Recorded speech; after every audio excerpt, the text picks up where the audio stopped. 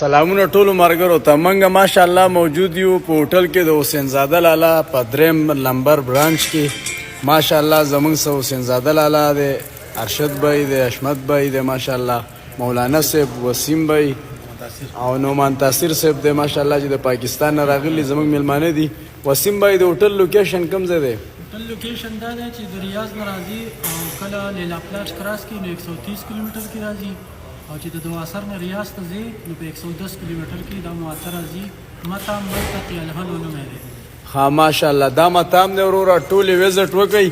کومه خوراکونه چې تاسو ته په ریاض کې په هغه خو هوټلو کې میلاویږي ماشاءالله دا د هغه هوټل حصه ده. ماشاءالله د ریاض نه دا برانچ دلته کولا شوی، یو په طایب کې دی او پر روان وخت کې د خیره سره نور نوي سیستمونه او نظامونه پکې هم راځي.